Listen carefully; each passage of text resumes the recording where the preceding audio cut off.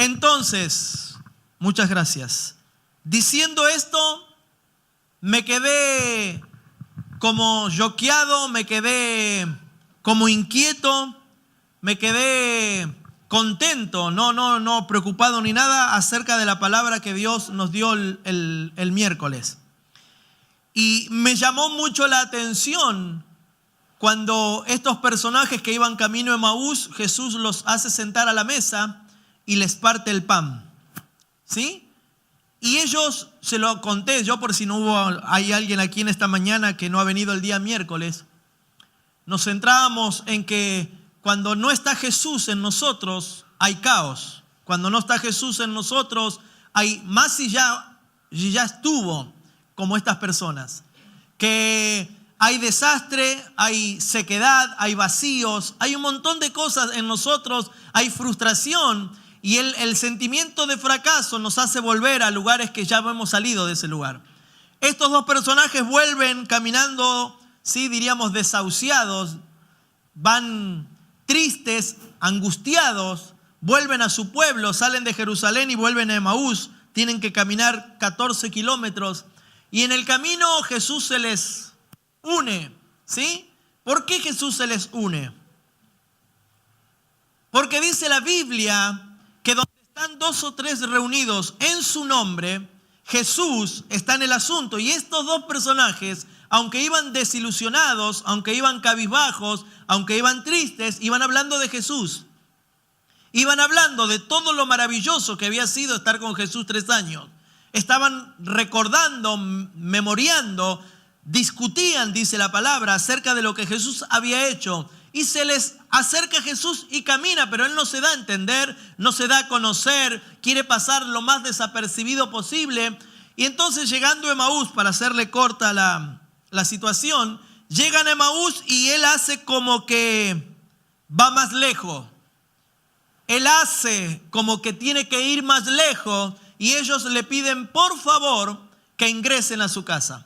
Que ingresen, que ya estaba atardeciendo, ya oscurecía, y que era necesario que Él se metiera en la casa de ellos. Y me llamó la atención la palabra que Dios puso en mi corazón en ese momento, es que muchos dentro de la iglesia, por eso Apocalipsis termina haciendo énfasis en eso, no es inocente que en el último libro de la Biblia, cuando el libro se está por cerrar, la Biblia haga énfasis que todavía hay gente que tiene a Jesús fuera de su vida. Aún estando en la iglesia. Pastor, ¿cómo puede ser eso? Sí, puede ser. Y nos vamos a asombrar. Y Dios en este tiempo va a tener que remover, va a tener que sacar, va a tener que hacer algo en nuestra vida, porque dice, yo estoy a la puerta y llamo. Y no le está hablando al mundo, no le está hablando al pecador, no le está hablando al incrédulo, no le está hablando, le está hablando a la iglesia. Yo estoy a la puerta y llamo, si alguno abre, yo entraré. Quiere decir que la decisión es nuestra de abrir la puerta, de aceptar ese llamado, de sentir ese golpe y abrir la puerta para que Él entre. Entonces, si ustedes me abren individualmente, si usted me abre su vida, Él está hablando de una puerta física, yo entraré y yo cenaré con ustedes. Ellos pasan como desapercibidos, ellos se enojan en un momento y le dicen, ¿cómo? Vos sos el único forastero en todo Jerusalén que no se ha dado cuenta lo que ha acontecido. Como que se enojan, como que entran en ira. Y les dice, ¿cómo vos sos capaz de haber sido el único extraterrestre de este lugar que no sabe lo que pasó? Y le comienzan a decir qué había hecho Jesús, que era Jesús para ellos y que hoy ya estaba muerto. Y dice, y hoy ya es el 3er día que esto ha sucedido. Por eso vamos para donde vamos. Pero cuando Jesús ingresa, cuando Jesús entra a tu corazón, lo cambia todo. Te hace ver lo que no veías, te hace entender lo que no entendías, te centra en un lugar espiritual en el cual vas a entender todo lo que tengas que entender, porque esto se trata del ser espiritual, iglesia, no del ser carnal. El carnal, dice, el hombre común no entiende las cosas de Dios porque para él son locura. Entonces tenemos que salir de esa carnalidad a entrar en el ser espiritual que creó Dios en los cielos para que entendamos sin haber visto, para que entendamos sin haber leído, para que entendamos sin haber estado en el lugar de la lección. Por eso les repito, ellos no estuvieron en la cena del Señor, pero cuando Jesús parte el pan, dice que sus ojos se abrieron.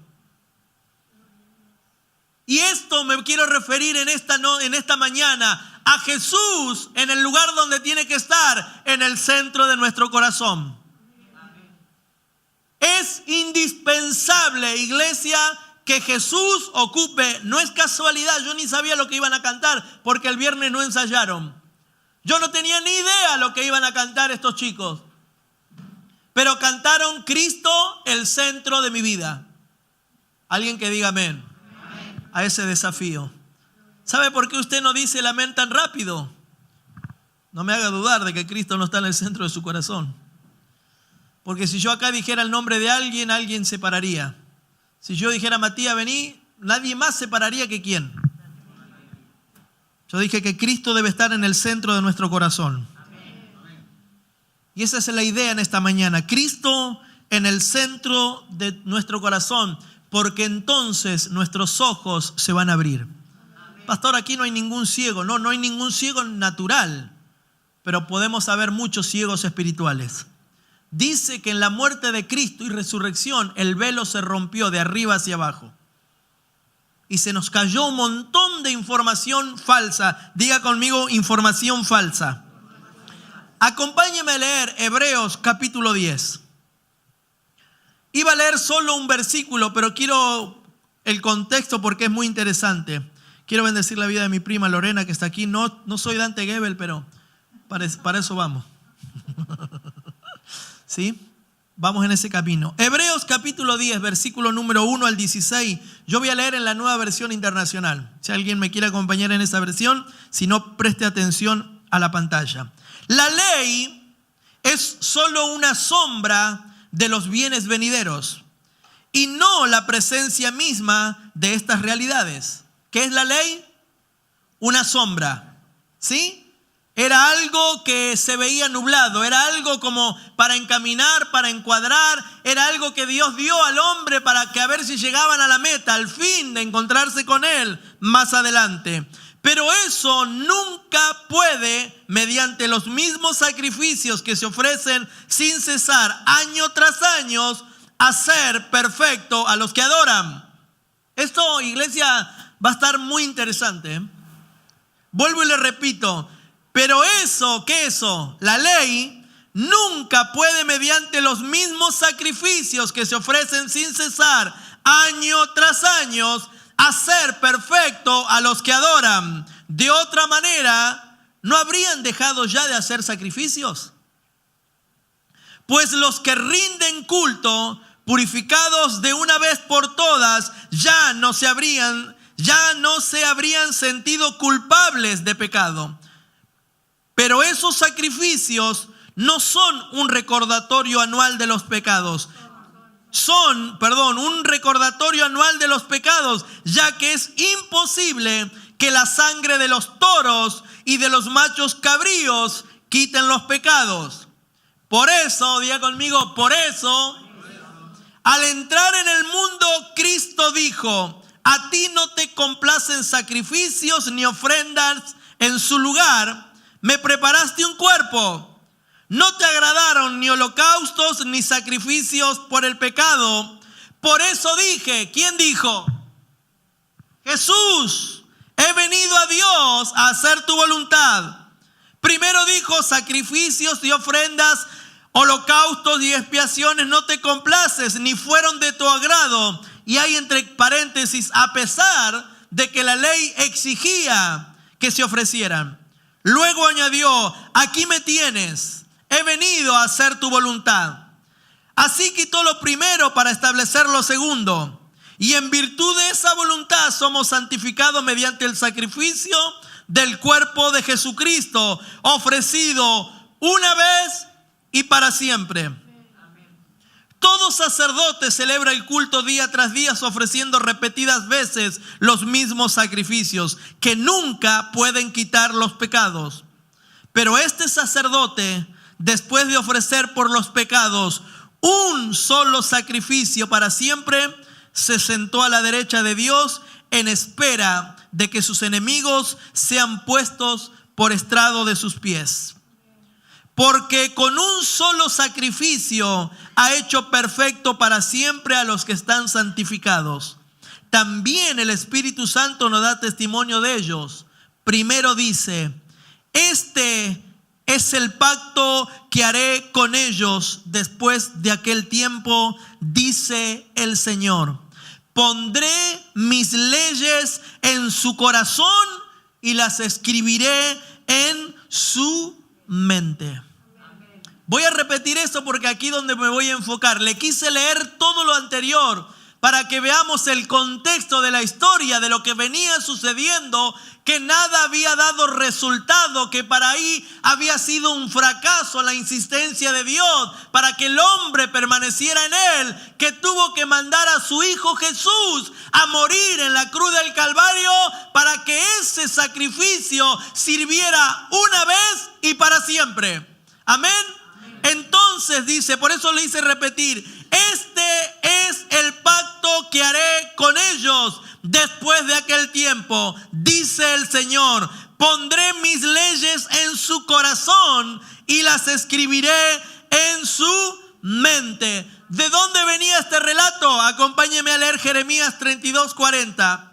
Y haré con ellos pacto eterno, que no me volveré atrás de decirles bien, de hacerles bien. Y pondré mi temor en el corazón de ellos para que no se aparten de mí.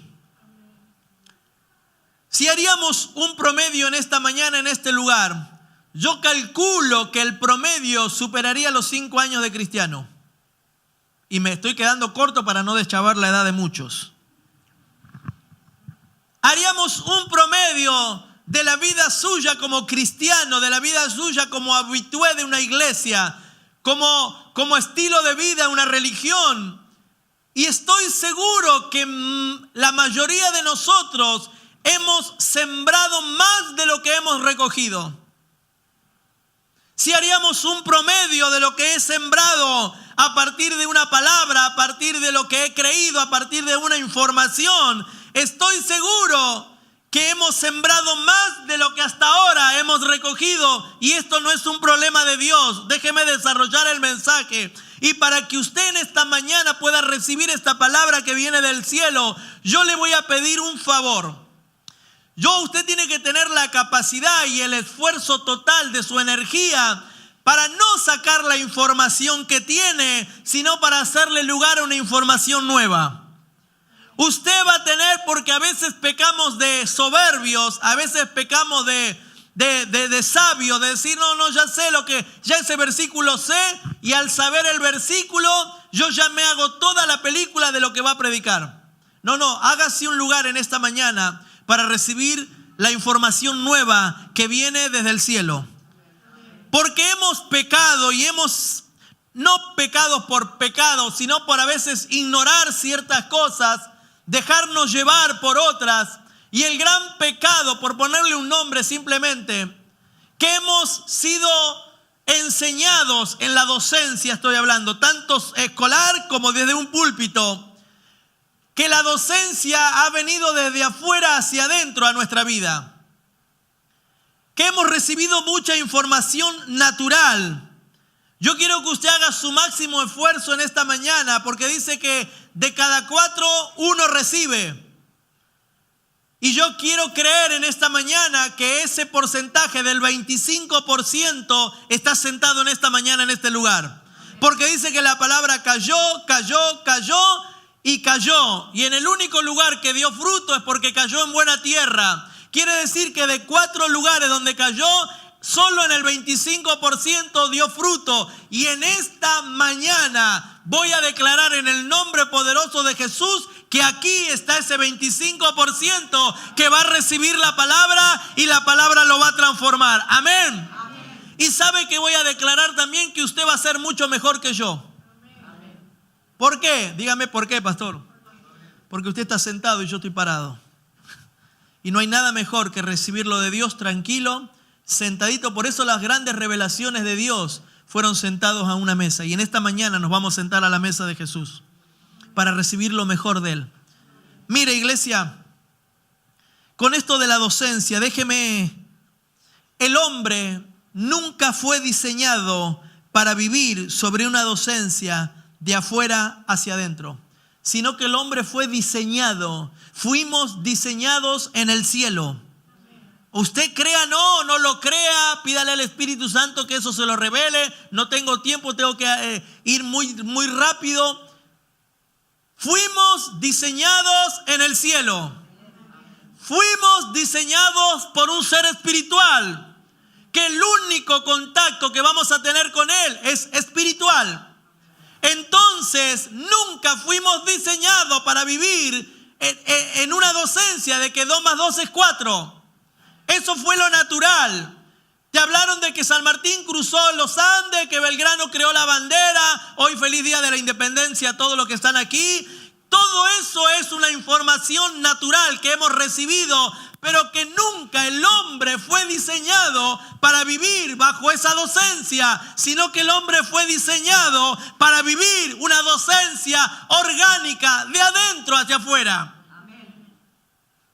Y ahí es donde tenemos que prestar atención. La docencia que sirve es la que se nos fue revelado como hijos de Dios. Lo que escuchas aquí sentado, lo que hoy tienes el privilegio, por eso dije al inicio, eres un privilegiado de Dios, porque el único motivo por el cual te trajo a este lugar es porque te quiere dar el vino nuevo, la información nueva, quiere que saques eso que te ha distraído, que te ha hecho sembrar y no recibir. ¿Por qué? Porque Dios tiene una información nueva. La información de Dios es orgánica. La información de Dios es espiritual. Está conectada con lo oculto. Por eso dice, yo te daré cosas que ojo no vio, oído no oyó, sino que las que están reservadas, iglesia. Por eso la Biblia habla de misterios, porque están escondidos ¿en dónde? En Cristo.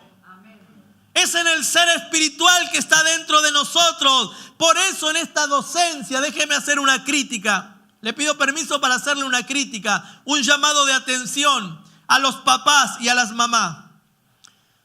Si tú crees que tu hijo fue diseñado con un propósito, si tú crees que Dios ha puesto la mano en el vientre de tu esposa y la ha hecho fértil, tú no puedes tener la capacidad. Porque muchos padres se alarmarían, estarían inquietos. Es lo que pasó a principio de año cuando las clases no se iniciaban. Estaban desesperados. ¿Por qué? No porque el nene no lo aguantaban más adentro de la casa, sino porque iban a pasar días sin que el nene pudiera estudiar, ¿o no? Y si el nene se enferma durante el curso del año, usted, mamá y papá, va a hacer lo imposible para que su hijo no se atrase, para que su hijo pueda tener la tarea al día, para que su hijo vaya al día. A ningún padre le gusta que su hijo repita el año, ¿o no? Y nos preocupamos y le decimos al nene, llueva, truene, haga el sol, vos tenés que estudiar, ¿sí o no? No me dejen, si estoy diciendo algo errado, si usted dice, no, yo lo dejo a mi hijo que no vaya a la escuela, si no le sirve para nada. Algunos le dicen, si es su hijo, no vaya a la escuela, que no te sirve para nada. Quédate acá en casa, total, la escuela no vas a sacar ningún provecho. Lo obligamos. Es más, lo amenazamos de muerte.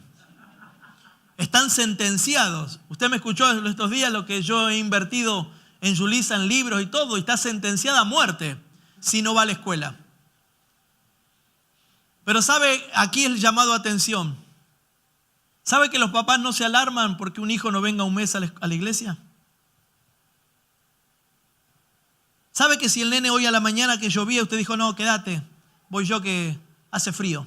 No, déjalo que duerma, pobrecito, déjalo que duerma.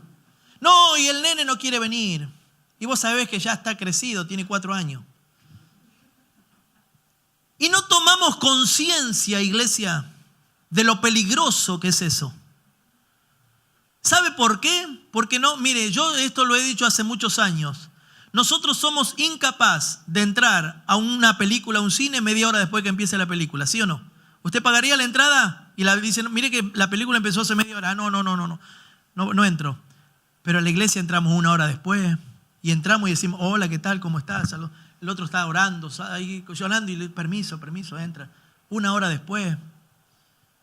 ¿Qué es lo que no se nos reveló?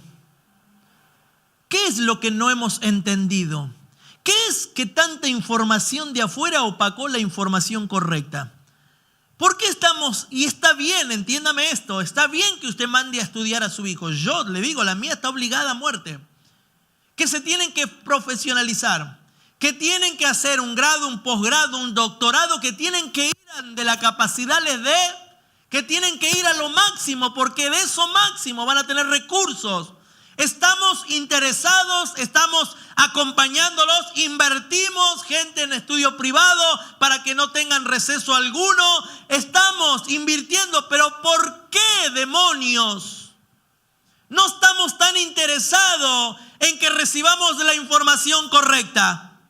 Porque ese estudio que va a hacer tu hijo, tu hija, tiene valor si está en Cristo.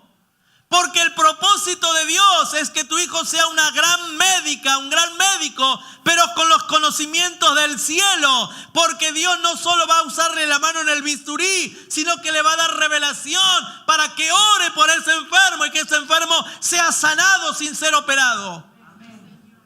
Pero no, nos hemos distraído, nos hemos desenfocado. No sé, vuelvo y repito, ¿por qué demonios no nos hemos entendido que fuimos creados para que se revele lo que hay dentro y no lo que hay fuera? Porque todo lo que tenemos en nosotros, y lo venimos diciendo hace semanas, predique quien predique en este lugar, que en Cristo estamos completos. Que es Cristo la solución a nuestra vida, que es Cristo la esperanza de vida, que es Cristo la vida misma en nosotros. Tú tienes vida hoy porque Cristo se le antojó meterse dentro de ti. Por eso tenemos vida. Y eso lo tenemos que llevar a cabo.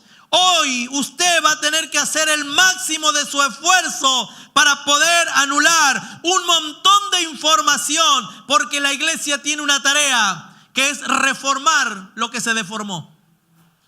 Dios formó, el pecado deformó, y la iglesia viene ¿a qué? A reformar, a darle forma al concepto, a la idea. ¿Con qué herramientas? Con una información impartida desde el Espíritu hacia afuera. ¿Sabe por qué los predicadores existen? Mira, el predicador no le va a poder revelar nada de lo que no está escrito. No tenemos la capacidad. Toda profecía que viene de parte de Dios, usted la tiene que encontrar en la Biblia. Si está fuera de la Biblia dice que no tiene razón de ser. Porque todo ya fue escrito, iglesia. Ya el manual está escrito. Todo profeta, todo hombre de Dios, las cosas que te va a decir es que están escritas en el libro de la vida. Y estamos en este lugar, quien se para en este lugar, quien suba al púlpito de la iglesia en su sana doctrina, estamos no para darte información de afuera hacia adentro, sino que estamos en este lugar para lo que ya está dentro de tu corazón se manifieste.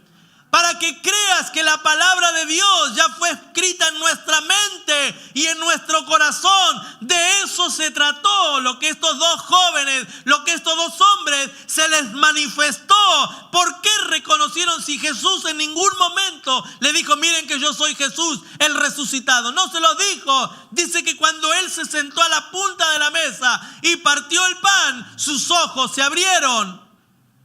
Porque ya la palabra estaba en ellos. Ya la palabra ha sido sembrada. ¿En dónde, pastor? En el nuevo pacto. Mire lo que dice Primera de Juan, capítulo 2, versículo 27. En cuanto a ustedes, diga en cuanto a mí.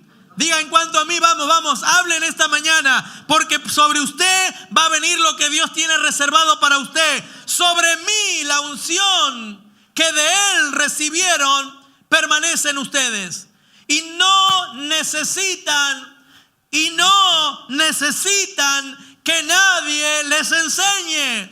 Esa unción es auténtica, no es falsa, y les enseña todas las cosas. Permanezcan en Él, tal tal y como Él les enseñó. ¿Podemos entenderlo, iglesia? Que tú y yo no necesitamos que nadie nos enseñe.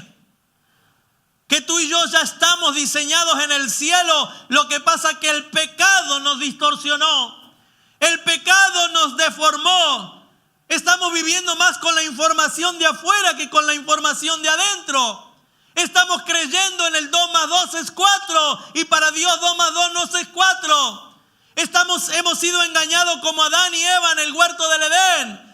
Cuando se vieron desnudos y viene Jesús, viene Dios. ¿Cuál fue la palabra que le dijo? ¿Quién les enseñó que estaban desnudos? O escuchamos y vivimos bajo el diseño divino de Dios, o vamos a vivir sobre la información. ¿Sabe lo que te dice el mundo? Tú no tienes.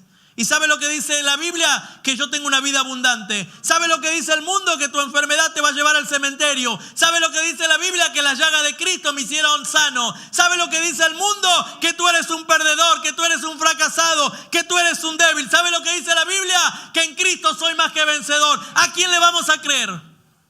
¿A quién le vamos a creer? Porque a quien le creamos vamos a vivir de esa manera.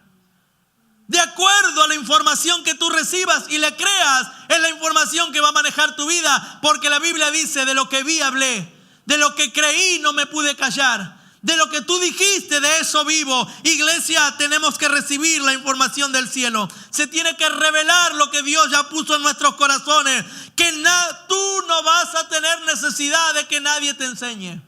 Si tú vives bajo la unción que dice la palabra, la unción que de Él recibieron permanece en ustedes. Iglesia, Dios te ha ungido con el poder del cielo. Amén. Cristo es la unción poderosa en nosotros. Dice que en la cruz Él se explotó. Dice que le fueron dados dones a los hombres. El don más maravilloso es Cristo en nosotros, iglesia. Es Cristo en nuestros corazones. Pero hemos sembrado y hemos recibido menos de lo que hemos sembrado. Quizás hemos sembrado en religión. Quizás hemos sembrado en ilusión. Quizás hemos sembrado en fantasía. Quizás hemos sembrado en no sé, pero no hemos sembrado bajo la palabra. No hemos sembrado en lo que Dios dijo. ¿Y dónde cambia todo esto, iglesia?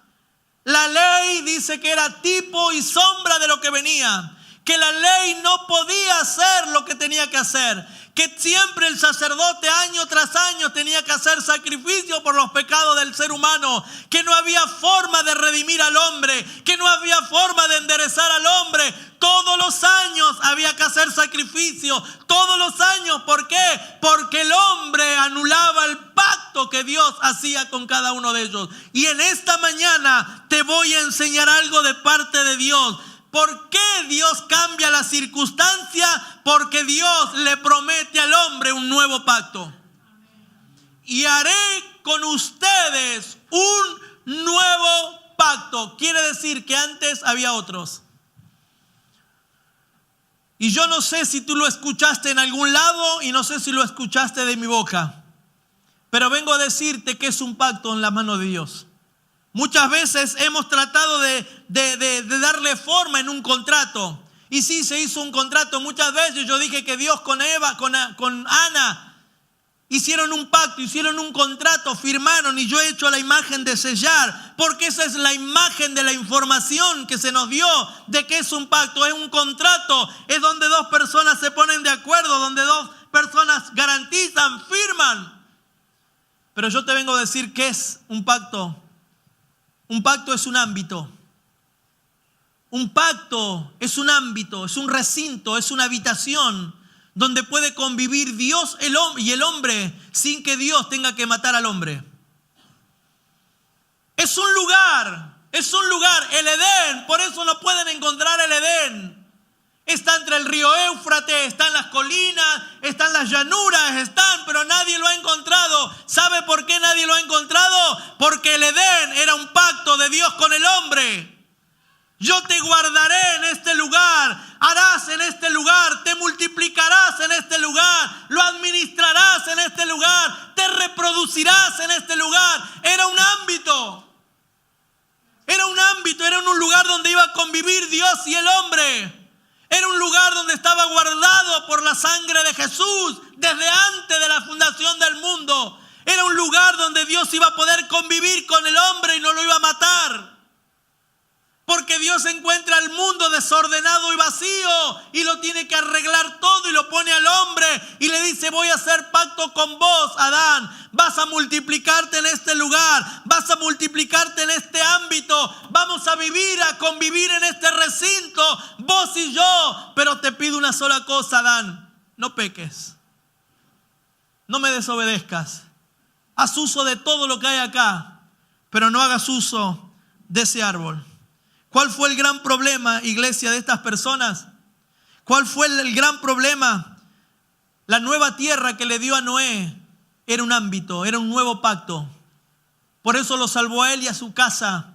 Y cuando descendieron, Noé hizo el altar a Dios y dice: este es el nuevo pacto que hago contigo, Noé. Vas a poder vivir en este lugar, vas a poder multiplicarte en este lugar. La tierra te va a dar recursos en este lugar. Pero Noé no lo entendió. La tierra prometida a Abraham era un pacto. Canaán para Moisés era un pacto. Israel para David era un pacto. Pero ¿qué pasó? No lo pudieron conservar. ¿Por qué? Porque en el Edén hubo una mala conversación matrimonial y lo echaron todo al diablo.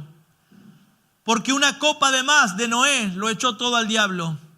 Porque un golpe más a una piedra lo echó todo al diablo. Y porque un problema de polleras de David lo echó todo al diablo. Y Dios no iba a permitir que lo que más amaba se perdiera. No estaba dispuesto a perder nada. Dijo: yo haré un nuevo pacto con ustedes. ¿Cuál fue la promesa? El hombre no sabe vivir sin entender el amor incondicional de Dios. No sabemos vivir, por eso no lo podemos entender. Vivimos un amor condicional. Si haces, te doy. Si me amás, te amo. Si haces lo que yo digo a los hijos, vivimos condicionándolo. Si pasás de grado, te compro. Si te obedeces, te doy. Si te portás bien, te llevo. Entonces vivimos con un amor condicional. Pero el amor de Dios es un amor incondicional. Mire lo que dice Jeremías 31 al 34. Vienen días, afirma el Señor. Yo quiero que usted, si se le revela esto, levante su mano al cielo y reciba esta palabra. Vienen días, afirma el Señor, en que haré un nuevo pacto con el pueblo de Israel y con la tribu de Judá. No será un pacto como el que hice con sus antepasados el día en que los tomé de la mano y los saqué de Egipto, ya que ellos lo quebrantaron a pesar de que yo era su esposo, afirma el Señor. Este es el pacto que después de aquel tiempo haré con el pueblo de Israel, afirma el Señor. Pondré mi ley en su mente y la escribiré en su corazón. Yo seré su Dios y ellos serán mi pueblo. Ya no tendrán nadie que enseñar a su prójimo, ni dirá nadie a su hermano: conoce al Señor, porque todo, desde el más pequeño hasta el más grande, me conocerá, afirma el Señor. Yo les perdonaré su iniquidad y nunca más me acordaré de sus pecados. Amén. Se les apareció Cristo, el nuevo pacto. Tenía que ser un cordero sin mancha, sin rasguño, perfecto. Dios no estaba dispuesto a perder nada y tuvo que ponerse de acuerdo con el Hijo y el Hijo venir y se hizo carne. Diga conmigo: se hizo carne. Y habitó entre los hombres. Y con ese se le hizo carne. Se le abrieron 5 puertas a Jesús. Y a esto es donde voy a detenerme en estos últimos 10 minutos para terminar el mensaje. ¿Cuál es nuestro gran rival? ¿Cuál es nuestro gran enemigo? ¿Qué es lo que nos distrae, nos bloquea, no nos deja avanzar? ¿Qué es lo que nos hace que nos detiene y retrocedemos? Las 5 puertas que se le abrieron a Jesús fueron los 5 sentidos, iglesia. Pero aún esos 5 sentidos que él, a pesar de oír lo que oyó, ver lo que vio, ¿sí?, escuchar lo que escuchó, oler lo que olió y tocar lo que tocó, nada lo pudo distraer de ir a la misión que tenía que ir, la cruz. ¿Sabe cuál es gran el problema de nosotros? ¿De qué nos estamos alimentando? ¿Y qué papel están jugando los sentidos? Porque el ser humano necesita alimentarse. Cuando vienen esas preguntas, ¿de qué se alimenta el cuerpo? ¿De qué se alimenta el cuerpo? ¿De qué se alimenta el espíritu? ¿De qué se alimenta el alma? Son esas preguntas que a veces de niño hacemos por ignorante o por no querer saber lo que tenemos que saber. Iglesia, ¿de qué se alimenta el cuerpo? ¿De qué se alimenta el cuerpo? Diga, vamos. De comida. De comida. ¿Hoy para qué está? Para comer. Y después comer, y después torta frita, y el mate, y la torta, y que sobren pastelitos, con chocolate. ¿De qué se alimenta el alma? No, de amor. El alma se alimenta de amor. Si la palabra cae al alma, estamos perdidos. Si el alma cae, no te sientas mal, porque es bueno preguntar. Dice que no hay preguntas tontas, hay tontos que no preguntan. Ese es el gran problema de nosotros, que llega la palabra al alma. El alma necesita amor, lo único que necesita el alma. Imagínense qué más egocéntrico y qué más satisfacción le dice, amor, yo sin vos no puedo vivir. Y el alma hace, la verdad que vos sos el amor. Y el alma empieza, las palabras de amor, vos sos el amor de mi vida. Vos aunque me debas plata, te amo tanto que no te la voy a cobrar. ¿Cómo se sentiría usted? Y el alma crece, y el alma crece. ¿Sabe el problema de que el alma crece? Que no le da lugar a la palabra. Porque el espíritu se achica. Si usted alimenta la carne, se achica el espíritu. Esto ya lo he predicado muchas veces. Lo que pasa es que dice que el público se renueva. ¿Qué vino a hacer Cristo a la cruz del Calvario? ¿Cuál era el pacto que Dios iba a renovar con el hombre? Que ya no iba a tener la información de afuera, sino que iba a vivir con la información de adentro, que iba a vivir de la forma que fue diseñado, que iba a vivir bajo el plan de Dios, que iba a vivir bajo el reglamento de Dios. Yo pondré mi palabra en tu mente, en tu corazón, y vivirás de acuerdo a lo que yo digo, y nadie tendrá necesidad de enseñarte nada. ¿Por qué? Porque vamos a vivir bajo la revelación del Eterno, porque vamos a darnos cuenta que aunque lo dije el miércoles, que aunque no sepamos el versículo, lo vamos a vivir. Que aunque no entendamos el versículo, lo vamos a vivir. Que aunque nunca hemos pisado iglesia. ¿Qué iglesia conoció David? ¿Qué iglesia conoció Abraham? ¿Qué iglesia conoció Moisés? ¿Qué corito cantaba Abraham? Porque ¿sabe lo que es esto? Porque si revivimos con la información de afuera y no la de adentro, vivimos fuera y desenfocados. Mejor serían los himnos que se cantaban antes. Tendríamos que volver a los himnos. Cháchara, porquería. No, porque la música de ahora es muy... No.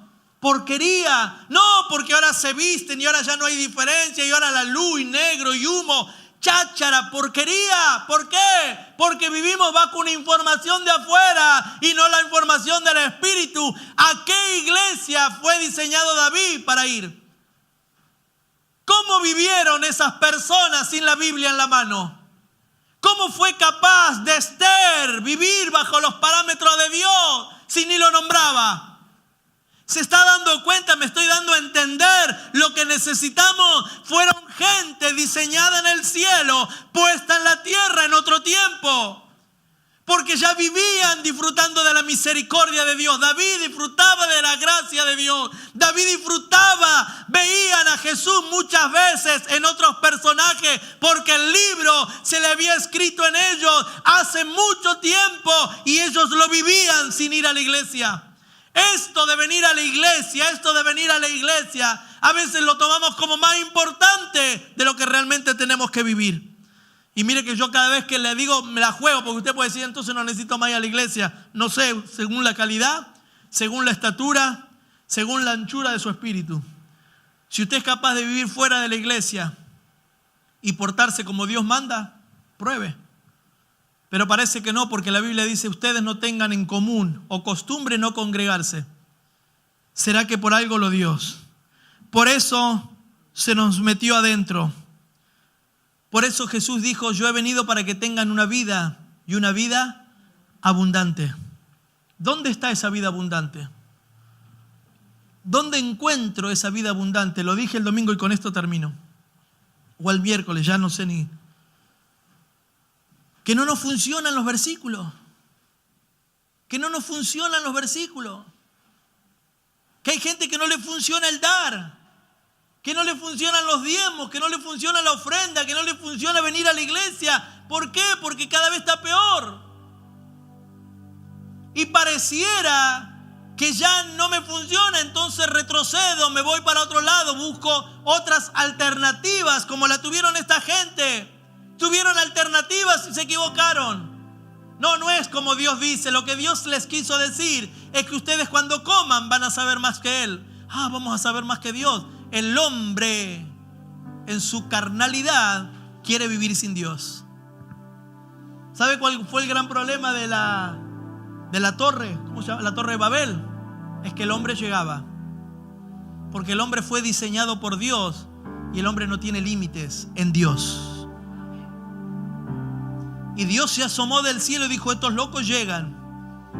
¿Y cuál era el problema de que iban a llegar? No, el problema que iban a llegar no, el problema que ellos iban a creer que no iban a necesitar a Dios.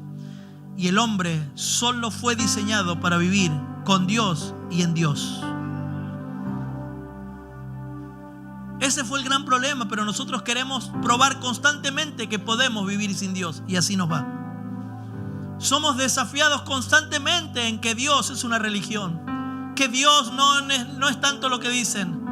El mundo, el sistema, Satanás está queriéndote decir que tú no necesitas a Dios constantemente, que si tú no trabajas no comes, que si tú te enfermas te mueres, que si no van las cosas en el matrimonio te tienes que divorciar, que esto y que lo otro y que lo simplifica todo, lo simplifica, que vos digas no es necesario que tus hijos vayan a la iglesia, con que vayas tú y vos después le pasás el mensaje. No, nos están distorsionando todo. ¿Por qué? Porque estamos viviendo sin Cristo como el centro de nuestra vida, sin Cristo como el centro de mi corazón. Estamos viviendo con la información de afuera, vuelvo y repito, que es buena, pero que no te sirve. Que tú fuiste diseñado para vivir sobre un diseño, sobre una estrategia, sobre algo divino, que aunque 2 más 2 sean 4, para Dios nada es mucho. Porque usted está cansado de leer que la viuda tenía un poquito y con un poquito Dios lo multiplica. Que había una que estaba a punto de morir, pero que esa harina y ese aceite no escasearon nunca más. ¿Cuándo qué? Cuando fue Dios el centro de su vida.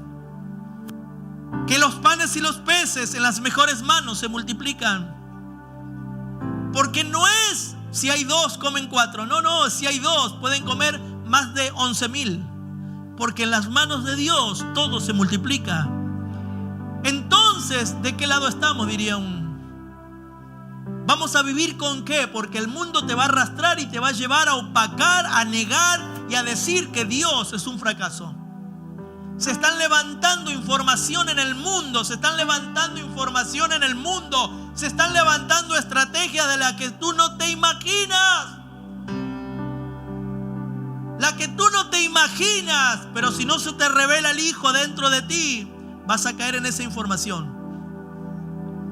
Preparados para el día malo. Preparados. Y no te lo tiene que enseñar nadie. Lo sabes porque está escrito en tu corazón. Está escrito en tu mente. Está escrito en tu espíritu. El hombre es un ser espiritual que vive de lo espiritual. El hombre es un ser espiritual que vive de lo espiritual. Y Dios mandó a Jesús para que nadie interfiera en la relación que íbamos a tener Dios con nosotros y nosotros con Dios. Una realidad, una relación libre. Iglesia, vengo a decirte en esta mañana, en el nombre de Jesús, que está Cristo dentro de tu corazón. En cuanto a ustedes, la unción que de Él recibieron permanece en ustedes. Y no necesitan que nadie les enseñe. Esa unción es auténtica, no es falsa. Y les enseña todas las cosas.